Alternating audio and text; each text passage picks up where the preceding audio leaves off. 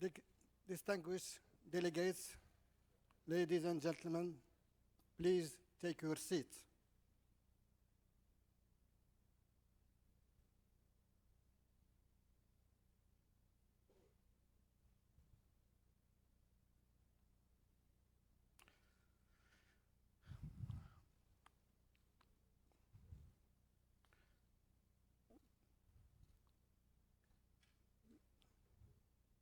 Ladies and gentlemen, it is a great honor for me when our chair, Husulli, asked me to moderate this opening ceremony and to assist this meeting of the 48th IPCC plenary, as well as the 3rd John plenary for Working Group 1, 2, and 3. I would warmly like to thank the government of Korea for hosting this meeting and for such gracious, eloquent, and generous support. We all feel so very warmly received in this beautiful city of Incheon. And I am a little bit special. Many people offered me this papillon. And I said I will wear it for the special occasion, the great occasion. And this is the first time I am wearing a papillon. I hope that I improved my face. Because really, I want to thank Korea for these excellent facilities. So I would like to invite the chair of IPCC, Professor Hosoldi, to address the plenary. Thank you, Dr. Abdallah Maksit. Your Excellency, Kim Eun-kyung, Minister of Environment of the Republic of Korea, Administrator of the Korea Meteorological Administration, Kim Jong-seok, Mayor of Incheon Metropolitan City, Park Nam-chun, Deputy Secretary General of the World Meteorological Organization, Elena Menakova, Acting Director, Science Division of UN Environment, Jian Liu, Director of the Adaptation Program, United Nations Framework Convention on Climate Change, Yusuf Nassef, Dr. Abdallah Maksit, the Secretary of IPCC, IPCC Bureau members, distinguished delegations, colleagues, and friends. It is a great honor to welcome you, Korea, my home country, and I'm very grateful to the government of the Republic of Korea and the authorities of the city of Incheon for hosting us here in this beautiful venue. I'm particularly honored because this will be one of the most important meetings in the IPCC history. The first joint session of Working Group 1, 2, and 3 will consider the summary for policymakers of the special report on global warming of 1.5 degrees Celsius this afternoon, 3 o'clock. Let me dwell on somewhat more on this special report on 1.5 degrees. Why is this report so keenly awaited? Scientists have been warning us for years that we can expect to see more extreme weather with climate change. The heat waves, wildfires, and heavy rainfall events of recent months all over the world underscore these warnings. 3 weeks ago in New York, the UN Secretary General Antonio Guterres described climate change as the greatest challenge of our time. But he also noted that thanks to science, we know its size and nature. Science alerts us to the gravity of the situation, but science also, and this special report in particular, helps us understand the solutions available to us. Distinguished delegates, nearly 3 years ago, your governments adopted the Paris Agreement. It sets a goal holding the rise in global mean temperature rise to well below 2 degrees above pre-industrial levels while pursuing efforts to limit it to 1.5 degrees Celsius. At that time, relatively little was known about the risks avoided in a 1.5-degree world compared with a 2-degree warmer world, or about the pathways of greenhouse gas emissions compatible with limiting global warming to 1.5 degrees. So as part of the decision adopting the Paris Agreement, the governments invited the IPCC to prepare a report assessing impacts of the warming of 1.5 degrees Celsius, as well as its related to emissions pathway. Governments asked the IPCC to deliver this report in 2018 in time for what has become the Talanoa Dialogue at this year's climate conference, COP24. To prepare a report on 1.5 degrees to this timeline was extremely ambitious. The IPCC, and through it, the scientific community, responded positively and with sincere enthusiasm. In April 2016, at our 43rd session, the IPCC decided to prepare the report as part of the work program for the 6th assessment cycle. The IPCC decided to prepare this report in the context of strengthening the global response to the threat of climate change, sustainable development, and efforts to eradicate poverty, thus placing the report firmly among the tools to be used to achieve the sustainable development aspirations.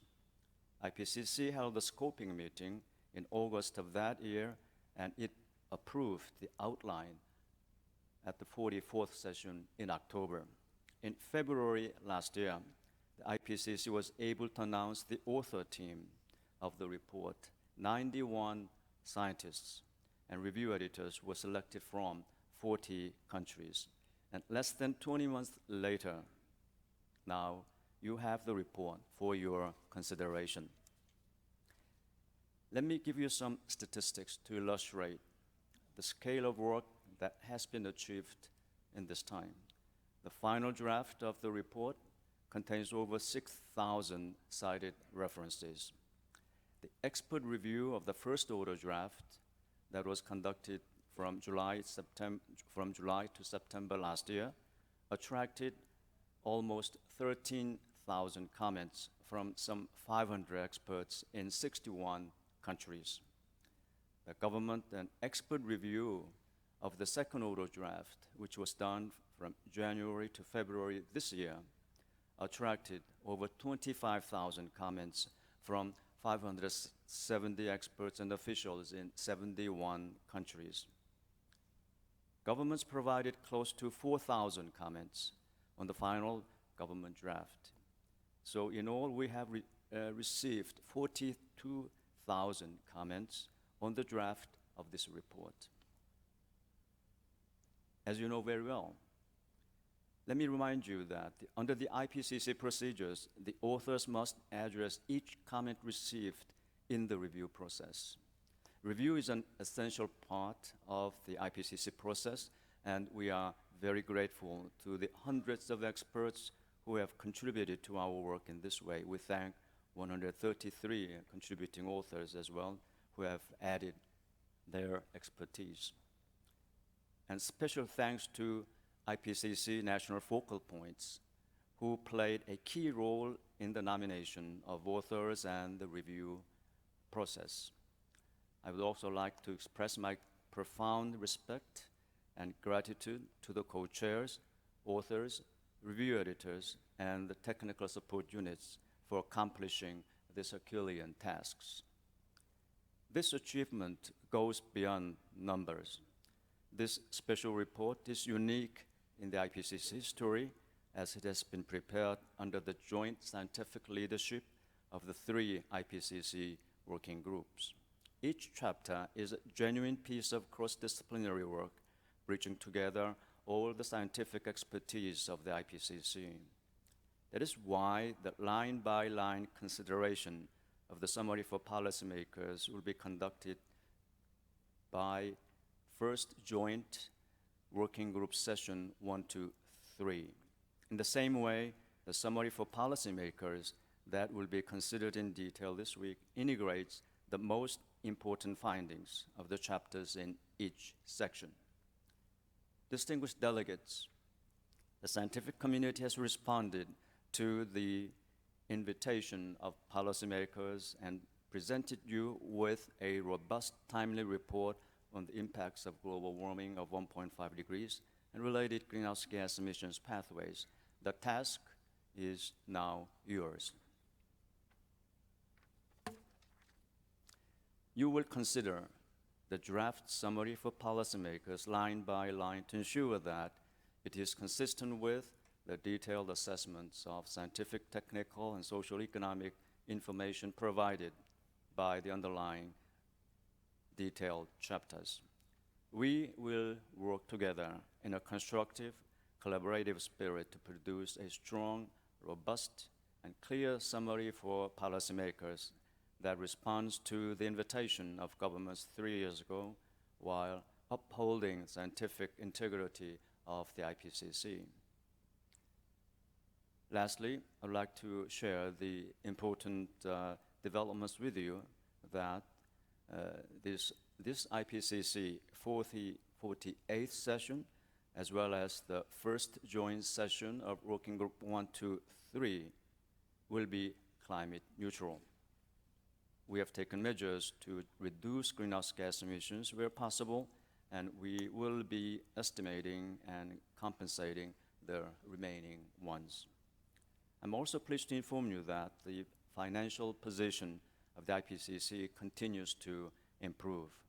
In the meantime, I would like to thank the many governments who have contributed in recent months for their generous and continuing support, and urge all of you to provide us with the means to carry out these important tasks you have given us. In this regard, I would like to thank the member governments for your financial support for this report, special report on 1.5 degrees Celsius.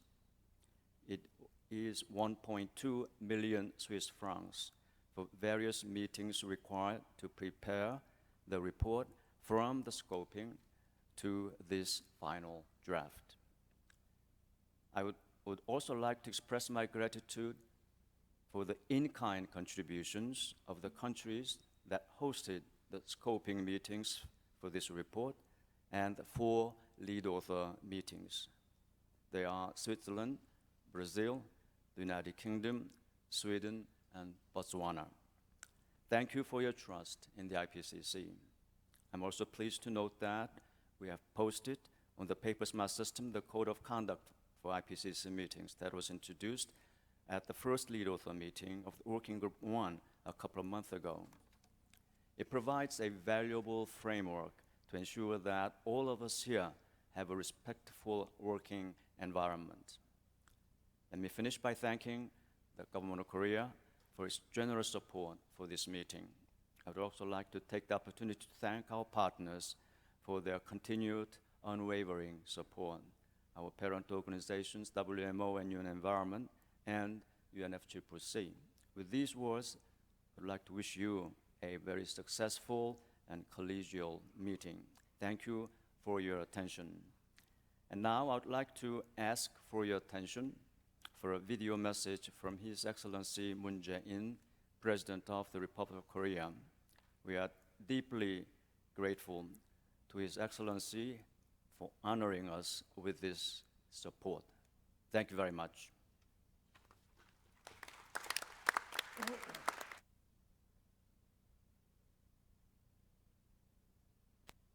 존경하는 이회성 의장님, 압살라 목싯 사무총장님, 국제기구와 각국에서 오신 대표단 여러분, 제48차 IPCC 총회 개최를 진심으로 축하합니다. 대한민국의 높고 맑은 가을 하늘을 여러분과 함께 바라볼 수 있어 아주 기쁩니다. 올해 여름은 무척 더웠습니다. 우리나라뿐만 아니라 북반구 대부분 지역이 폭염과 가뭄, 폭우, 역대 최악의 산불로 몸살을 앓았습니다. 이상기후가 일상이 되어 우리를 위협하고 있습니다. 개도국가 사회적 취약계층의 피해가 더 커서 더욱 안타깝습니다. 환경정의와 민주주의 측면에서 기후변화는 반드시 해결해야 하는 과제입니다. 전 세계의 결단과 행동이 필요합니다. 이를 위해 일찍이 IPCC가 설립되었습니다. 지난 2015년에는 새로운 기후변화 체제인 파리 협정이 채택되는 데에도 크게 기여했습니다. IPCC의 과학적 연구가 결실을 맺은 것입니다. 여러분의 노고에 감사와 격려의 인사를 드립니다. 이번 총회에서는 지구온난화 1.5도에 관한 특별 보고서가 논의될 예정입니다. 규모가 크지 않은 도서국가들이 해수면 상승으로 바다에 잠길 위험에 처했습니다. 특별 보고서가 채택되어 더욱 강력한 국제적 실천을 결의하는 전기가 마련되길 바랍니다. 대한민국도 환경을 위한 책임과 역할을 다할 것입니다. 현재 한국은 아시아에서 최초로 국가 단위 배출권 거래제를 시행하고 있습니다. 2030년까지 재생에너지 비중을 20% 수준으로 높일 것입니다. 온실가스, 배출량 감축, 에너지 전환 등 국제사회의 약속을 성실히 이행할 것입니다. 국제사회와의 협력도 강화할 것입니다. 개도국의 기후변화 대응 사업을 적극 지원하겠습니다. 특히 지리적, 지형적 요인으로 기후변화에 취약한 동아시아 국가들의 기후변화 적응 역량 강화를 적극 돕겠습니다. 내외 기빈 여러분, 지구는 우리에게 하나밖에 없는 삶의 터전입니다. 이번 총회가 우리의 행동을 변화시키고 미래를 밝히는 기념비적인 역할을 할 것이라고 믿습니다. 저도 한 마음으로 응원하겠습니다. 한국에 머무시는 동안 모두 즐겁고 보람된 시간 되시기 바랍니다. 감사합니다.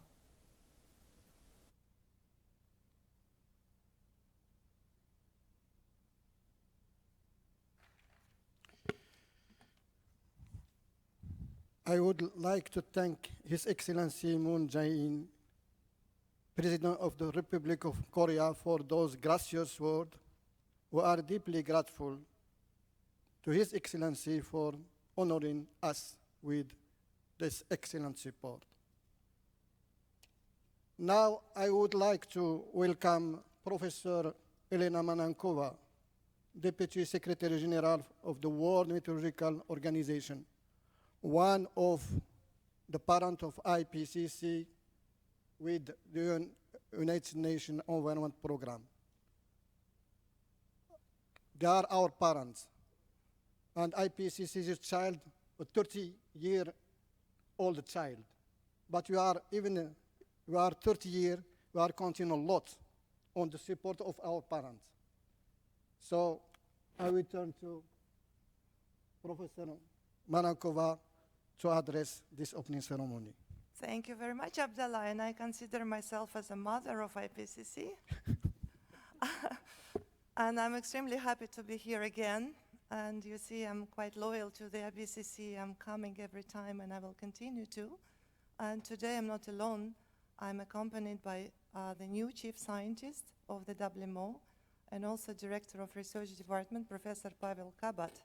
I immediately want to introduce him. He's sitting in the first row, but he will be here first week, and he's eager to interact with all of you and to make his contribution.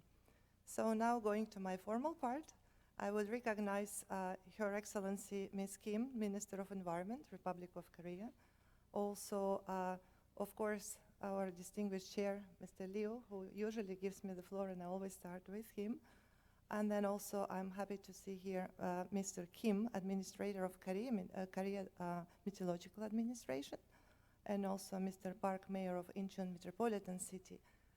On behalf of Secretary General and on my own behalf, we're extremely thankful to the Republic of Korea, to Incheon City, and to Korea Meteorological Administration for hosting the IPCC 48 and the first joint meeting of all working groups here in Incheon, and for all the generous arrangements they have made for this session. Thank you very much for that.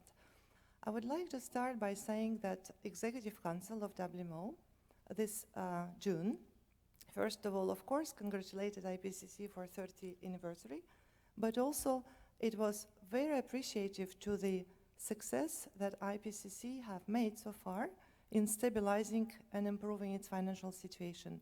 That is pretty much thanks to efforts made by Chair and the Secretariat, and WMO Executive Council also acknowledged significant contribution of members to IPCC in the past year and call on members to maintain and whenever possible to increase their financial support to IPCC.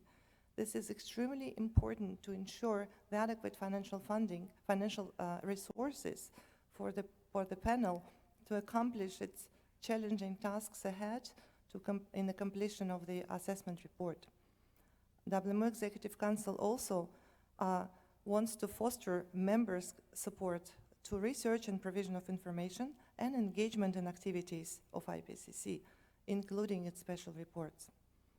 And finally, WMO Council urged members to actively participate in all activities, in particular through contribution of scientists and experts from the National Meteorological and Hydrological Services, especially from developing countries, and we mean it, we will make effort to enable to build capacity of such scientists, because we know that IPCC have not been satisfied with the level of nominations, and to maintain close cooperation between Med services and IPCC focal points when they're outside the Med services. So this is what concerns Executive Council message to the IPCC and to members in this relation. But I'm quite excited with the statements which United Nations Secretary General made in just happening now General Assembly of the United Nations. We are actually very pleased that the science that this panel generates and the science which WMO provides is being heard and increasingly heard and used by the policymakers. Secretary General Tallis regularly advises Secretary General Guterres on climate monitoring situation, but also on hydrometeorological extreme situation. And Secretary General Guterres used this information on the General Assembly. He was talking about the situation on climate and the trends, and he said that we must listen to Earth-based scientists. And I really wanted to convey this to you if you haven't seen his speech, that in the large extent he speaks about you. In large extent this world Earth science is concentrated here. He said that climate change is moving faster than we are. The world has reached a pivotal moment and must change the course in the next 2 years. We need greater ambition and greater sense of urgency. We must guarantee the implementation of Paris Agreement, and which has immense potential to set us on the right course, but its targets are far from being met.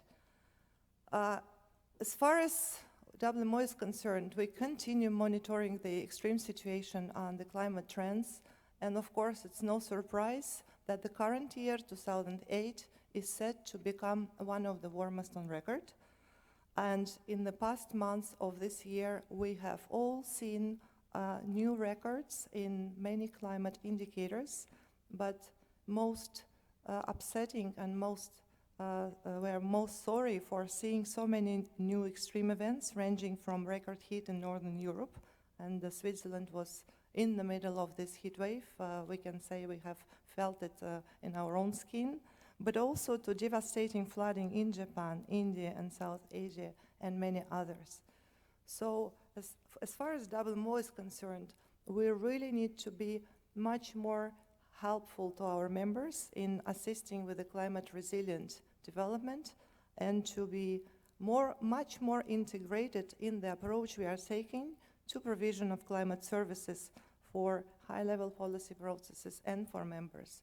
So that Executive Council also looked at this, and there is a set of actions and very urgent calls for members and partners how we can achieve that.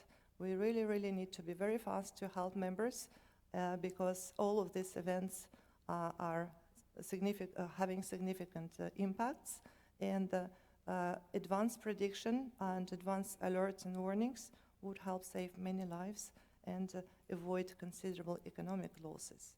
So at the end of my address, I would like to recognize the enormous, and I would even say maybe heroical work of thousands of authors, reviewers, which contributed to the report, which you have in front of you this week.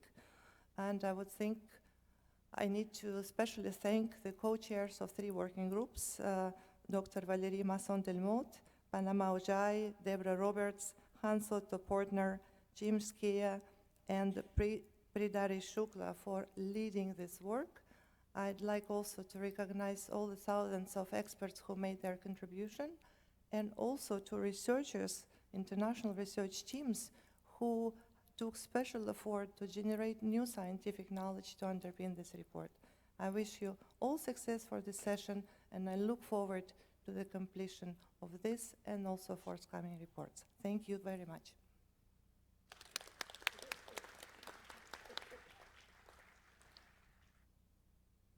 Thank you very much, dear Elena, for this kind word and as well as the sustained support to IPCC. Now I would like to welcome Professor Jan Liu, Acting Director of the Science Division and Chief Scientist of United Nations Environment Program. And in the win, I would like to congratulate him for this new function. And I should say, and I am always special, that from the time he came, the support for IPCC increased a lot. Thank you very much. So, Dan, you have the floor. Thank you, Abdallah. Your Excellency, Minister Kim In-Kun, Your Excellency, Professor Ho Sung Lee, Chair of IPCC, Mr. Kim Young-Suk, Mr. Park Nam-Chin, the Mayor of Incheon Metropolitan City. I like your motto, every citizen is a mayor of Incheon. I really like it. And also colleagues Elena, Yosef, and Abdallah, bureau members of the IPCC, distinguished delegates, a very good morning to you. Actually, I would like, first of all, to thank the government of Korea and the city of Incheon for the generous hosting of the IPCC 48 and its joint working group sessions. I would also like to pay tribute to the leadership role that Korea played in the past, almost past decade, more than past decade, in the fighting against global climate change. And namely, our former Secretary General, His Excellency Mr. Ban Ki-moon, who has identified climate change as the defining issue of our times in 2007 and led the foundation for the Paris Agreement by engaging world leaders at summit level. And now, of course, we have the new leadership right here. Professor Lee, the chair of IPCC, and I really would like to owe my highest respect to him for the continuing leadership from Korea on climate change related issues. And this year we celebrate the 30th anniversary of the IPCC. And there's much to celebrate, but there's much more that we have to do. And 30 years ago, there was no climate change convention, the UNFCCC, and the public was in the dark about climate change. And it was only 11 years ago that the world finally became convinced of the reality of climate change, detrimental and human-induced. And this was marked by the award of the Nobel Peace Prize in 2007 to the IPCC and Vice President Gore. 5 years ago, there was no Paris Agreement, but its foundation was built to act on the 2 degrees Celsius bottom line. And that was the 5th assessment report of the IPCC. Through this endure of evidence and confidence building, the IPCC has transformed itself to providing scientific basis for action from only identifying the issues. The 1.5 special report that you're going to approve and release during this meeting is the start of this new adventure. And I'm pretty sure that the key findings of this report will fit into the discussions of the summit next year that is called by Secretary General Guterres. Together with WMO, the UN environment has since 30 years ago been proud to escort the IPCC on this great journey with tears and glories. And we continue to do so as long as governments and people need us. Additional to all the supports to the IPCC, policy and admin alike, we also provide complementary program support to fill in some of the time-bound knowledge gaps, such as the annual emissions gap report and adaptation gap report. Our newly revitalized World Adaptation Science Program, based on the so-called PROWEA, I'm sure many scientists here, you know the acronym PROWEA. It's too difficult for me to remember. It's the World Adaptation Science Program now. It's a partnership with IPCC, WMO, and UFCCC. And with one of the key targets to support the Working Group 2 assessment on vulnerability, impact, and adaptation. I would like to congratulate the IPCC for having completed the drafting and review process and to make it ready for the final approval and acceptance of these summary policymakers. And this process alone demonstrates your determination and commitment to push the agenda of Paris Agreement forward. You all deserve my special salute. World environment problems, including climate change, are interlinked and in many cases emanate from the same sources and drivers. Resolving these issues need solve solutions and engaging everyone. And climate change has been called the defining issue of our time and must be addressed with swift response. But there are many other, there are two other burning environmental issues. Pollution today causes more victims than World War II. And air pollution accounts for more than half.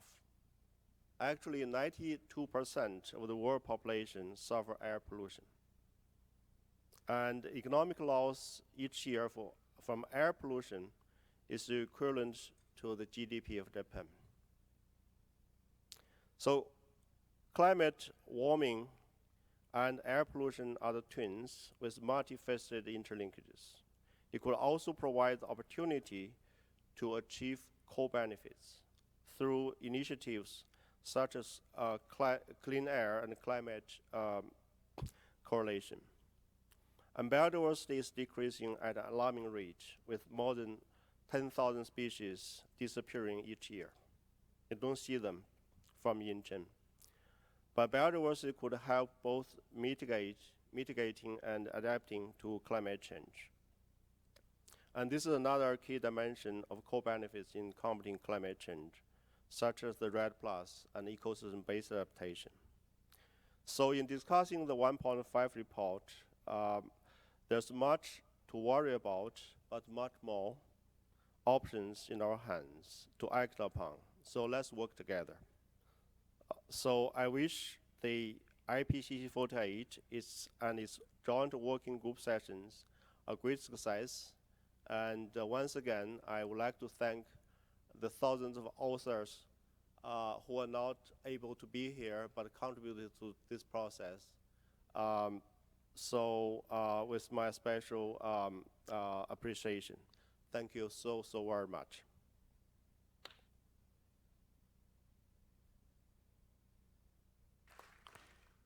Thank you, dear Jian, very much for this kind word and this continuous support to IPCC. Now it's my great pleasure to welcome Dr.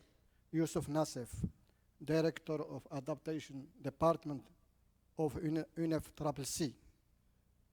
Just say, you know, all of you, that UNFCCC are the one who invited us to do this job. So, Dr. Yusuf, you have the floor. Thank you very much, Abdallah.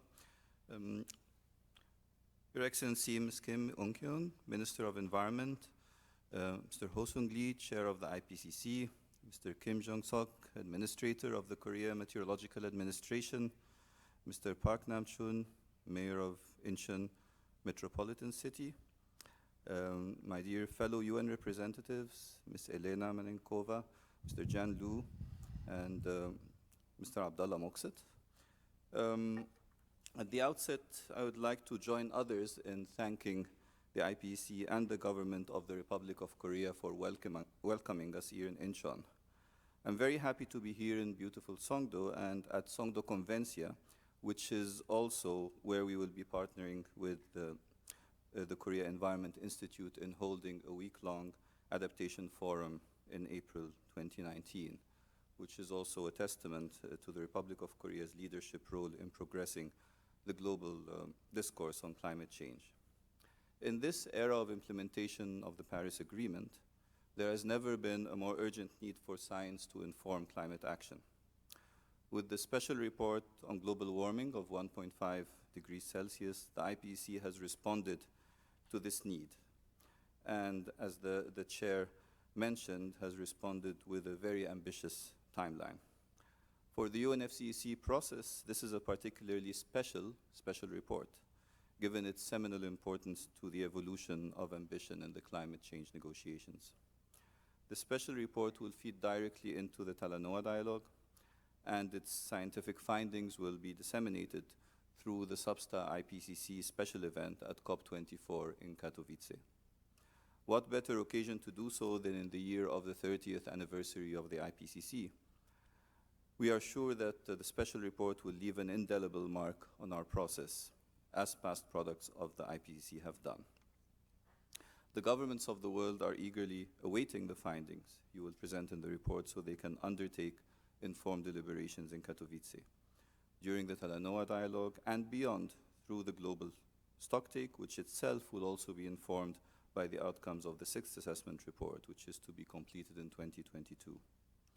Over the past 3 decades, the IPCC has progressively succeeded in narrowing uncertainty, in informing international policy and decision-making, and forging enhanced synergy between policy, science, and practice. Within the coming years, the IPCC will further foster its role in this regard. As the chair of the IPCC mentioned earlier this year, the IPCC is reinventing itself with the challenging body of work it is currently undertaking. This session is largely focused on the adoption of the special report on 1.5 degrees.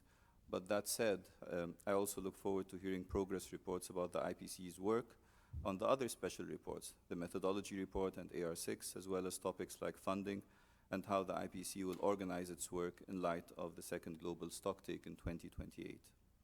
In Katowice, I'm sure that colleagues here will also be eagerly following or even directly involved in the negotiations on the outcomes of the ad hoc working group on the Paris Agreement, including on the transparency framework, global stocktake, adaptation, and mitigation, to name just a few. We value the excellent collaboration between the IPCC and UNFCCC and between the respective secretariats.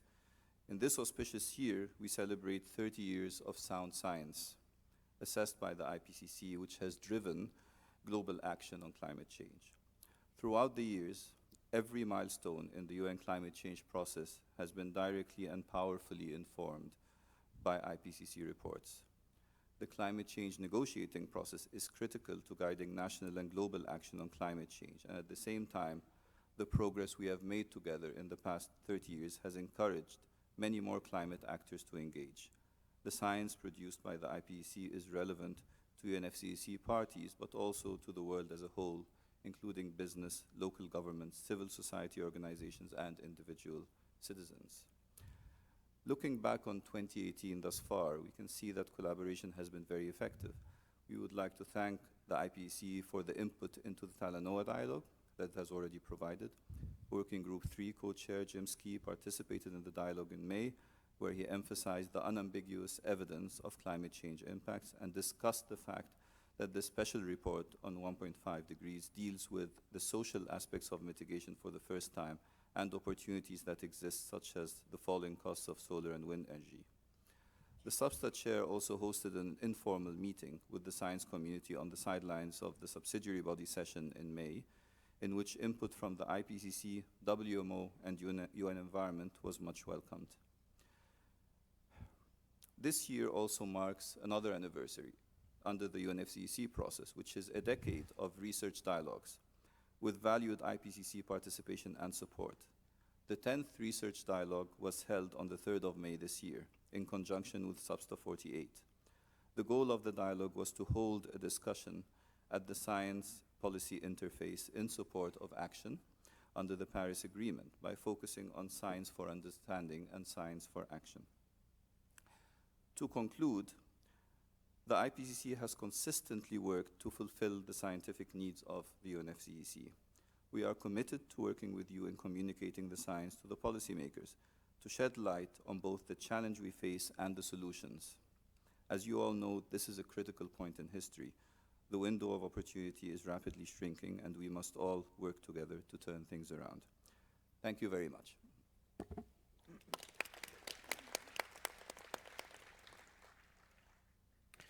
Thank you, Dr. Yusuf. Now it is my great honor to welcome Her Excellency Mu Kim On-kyung, Minister of Environment of the Republic of Korea. Your Excellency, you have the floor. Excellencies, distinguished guests, ladies and gentlemen, allow me to welcome you to the opening ceremony of the 48th session of the Intergovernmental Panel on Climate Change. Let me first thank Honorable Chair Yoo Hae-sung of the IPCC for his excellent leadership, and the staff members at the IPCC Secretariat, Korea Meteorological Administration, and Incheon Metropolitan City for their hard work to make this event possible. Also, I'd like to thank Deputy Secretary General Elena Manenkova of the World Meteorological Organization and Chief Scientist Jian Liu of the UNEP and the Director Yusef Nasef of Adaptation Program of UN Framework Convention on Climate Change. And thank you all for traveling so far to join us today. Excellencies, distinguished guests, I'm very honored to witness this historic moment here in Songdo, embarking on our discussions on the progress and the implementation of the Paris Agreement. I'm also glad that last summer's scorching heat has finally passed and autumn is here for us to meet. Since its inception in 1988, the IPCC has made a remarkable contribution to the international community by proving climate change is an undeniable fact. It has also provided numerous climate scenarios and scientific evidence to climate change. In 2007, the Nobel Committee awarded the Nobel Peace Prize to the IPCC in recognition of its contribution to sharing such valuable knowledge and building a foundation for climate change. Through years, the IPCC assessment report have served as a reliable scientific basis for many important milestones that followed. The UNFCCC established in 1992, the Kyoto Protocol adopted in 1997, and finally, the Paris Agreement adopted in 2015. The reports have become an important driver to the progress we have made in climate action.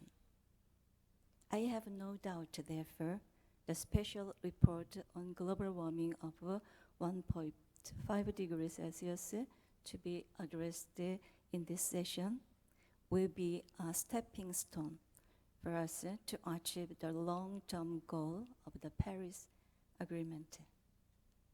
Excellencies and distinguished guests, the Earth is experiencing unprecedented scale of extreme weather events, heat waves, floods, wildfires, and strong typhoons.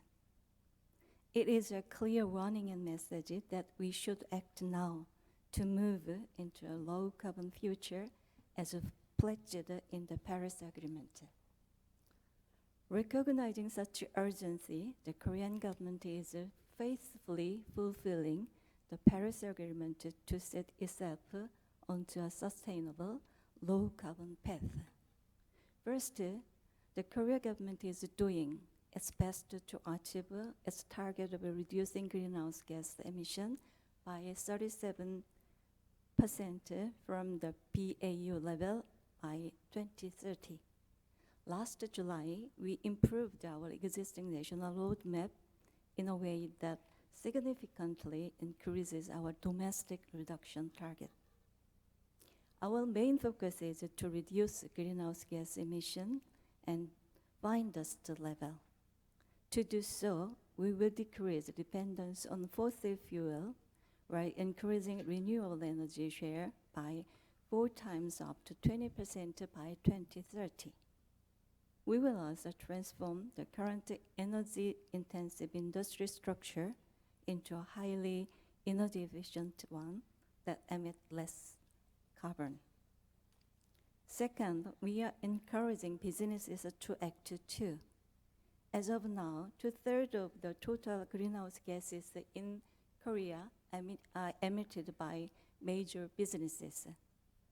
The emission trading scheme in Korea allows companies to actively engage in climate action. Recently, the second phase allocation plan has been established, introducing auctioning as part of the scheme. The scheme provides economic incentives for businesses to achieve their reduction targets, stimulating technological innovation for emission reduction. Third, the Korean government is keen to take preemptive adaptation measures to protect vulnerable population affected by climate change. Damages caused by climate change will be controlled at the national level within its emergency response system. Action plans will be followed for the sake of vulnerable population and areas to protect their welfare. Fourth, Korea remains committed to supporting developing countries in their climate change response.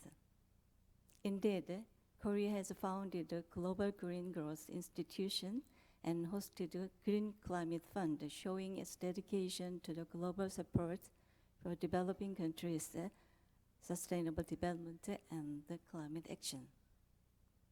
Based on such experience, we will continue to step up our effort to help developing countries' mitigation and adaptation actions.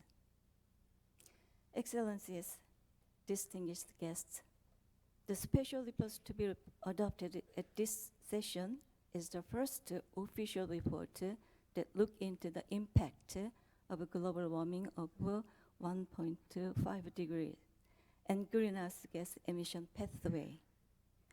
I believe that report could send us a clear signal for urgent global action to stop climate change. I understand still there are some climate change skeptics out there, but let me tell you this, truth is truth. Climate change cannot be denied or avoided. For this reason, Korea stands ready to implement the Paris Agreement, working closely with the United Nations and international community. To hand over a better future to our next generation, it is imperative we have a robust implementation framework for the Paris Agreement. I hope the IPCC and the special report will serve as a strong platform on which the implementation framework could start to be built for the upcoming COP24. Once again, I'd like to thank you all for preparing such a wonderful session.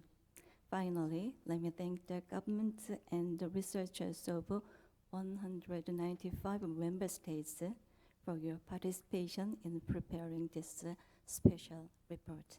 Thank you.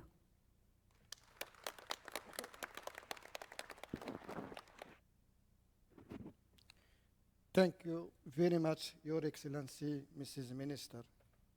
Now, it's my great pleasure to welcome Dr. Kim Jong-sok, Administrator of Korea Meteorological Administration, to address the opening ceremony. Good morning, ladies and gentlemen. This is Jong-suk Kim, Administrator of KMA. I would like to welcome all of you to the 48th section of the IPCC and the first joint section of the working groups 1, 2, and 3 of the IPCC open here in Incheon.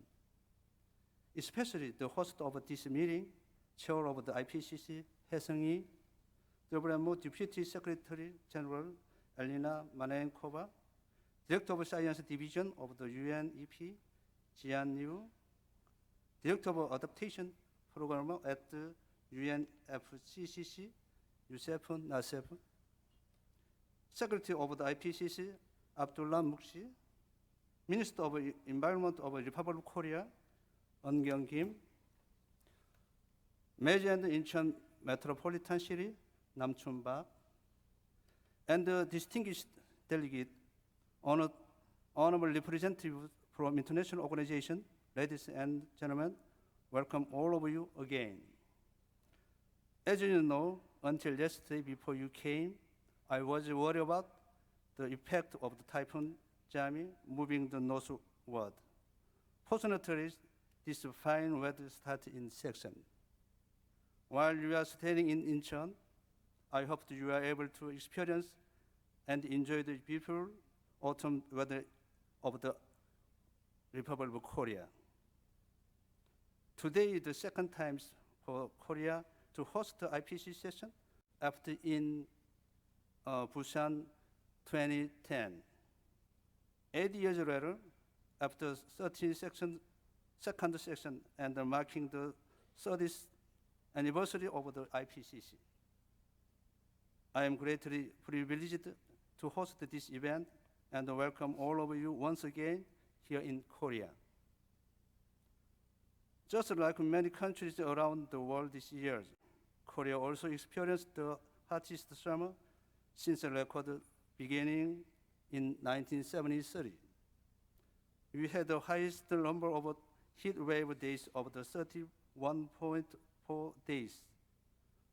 For the first time in the Korean history, the highest temperature in the day exceeded 40 degrees Celsius in some region.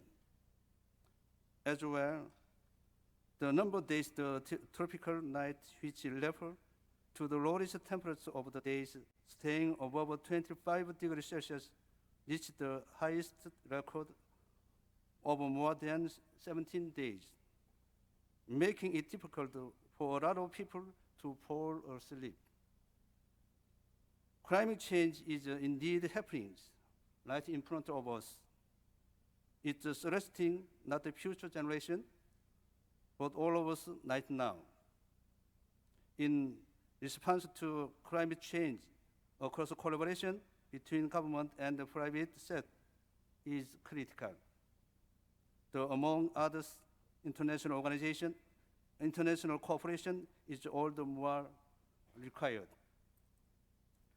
To this end, IPCC has published the 5 assessment report to provide us considerable scientific evidence for the global climate change response and action over the last 30 years.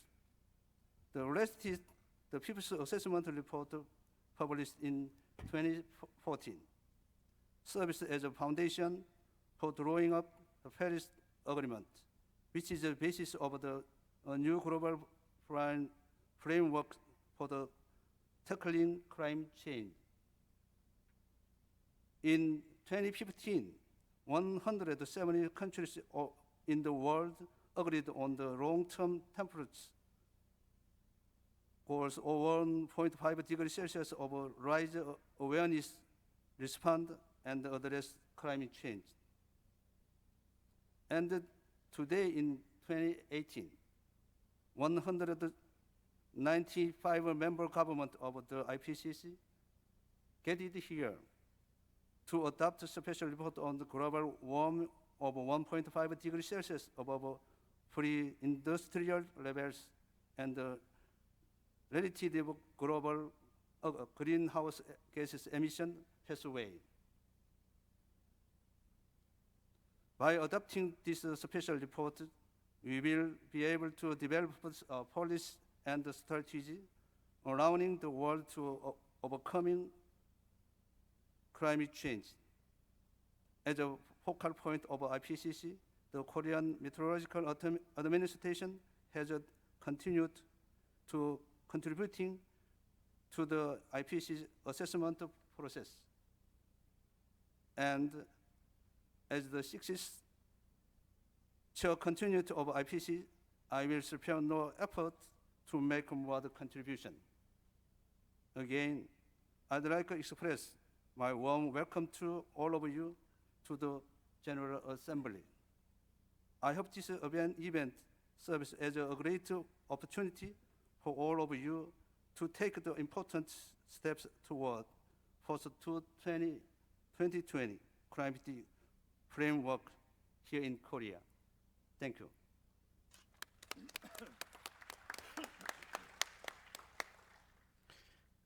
Thank you very much, Dr. Kim Jong-sok, Administrator of Korea Meteorological Administration. And also I will take the opportunity for addressing a special thank to all your team who really delivered an excellent professional assistance in the preparation of this meeting. So now it is my great pleasure to turn and welcome Mr. Park Nam-chun, Mayor of Incheon Metropolitan City. Mr. Mayor, you have the floor. Good morning. I am Bang Nam-chun, Mayor of Incheon Metropolitan City. Along with all 3 million Incheon citizens, I would like to give a warm welcome to our distinguished guests from home and abroad.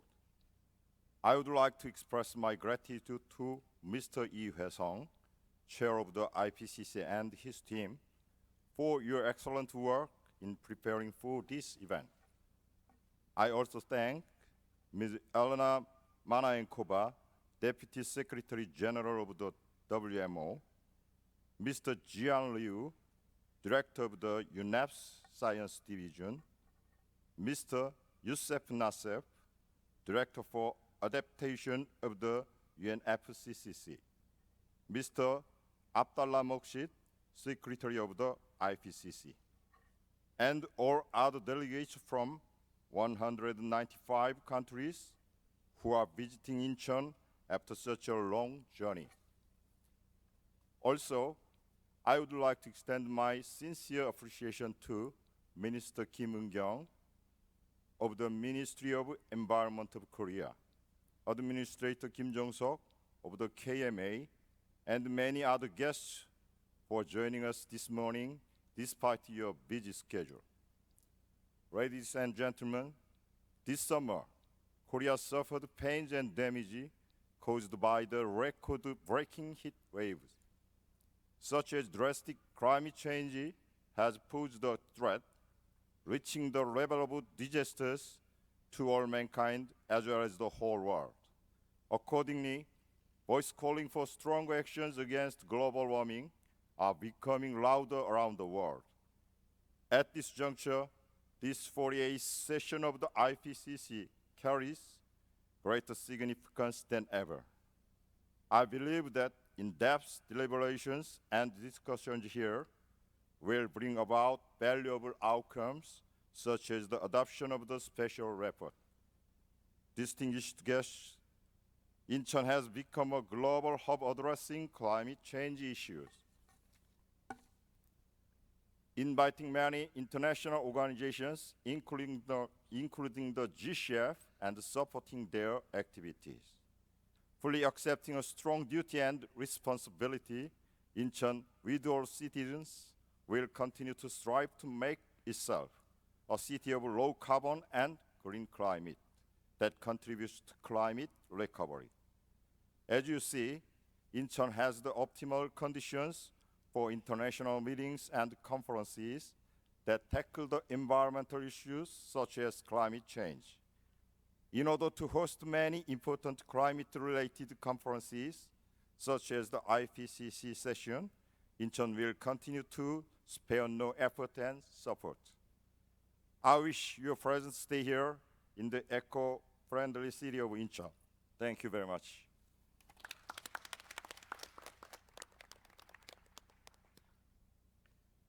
Thank you very much, Mr. Park Nam-chun, Mayor of Incheon Metropolitan City, the city where we are, and we already discovered that is an excellent city. So thank you very much for hosting us. Now, this and the list of dignitaries who addressed this opening ceremony. We will have now 5 minutes recess to allow the dignitaries to leave the room, and we will recognize the podium. Also, I am kindly inviting the media representative to leave the room to allow our deliberation, and also I am asking delegation to be seated in order to start as quickly as possible. Thank you very much.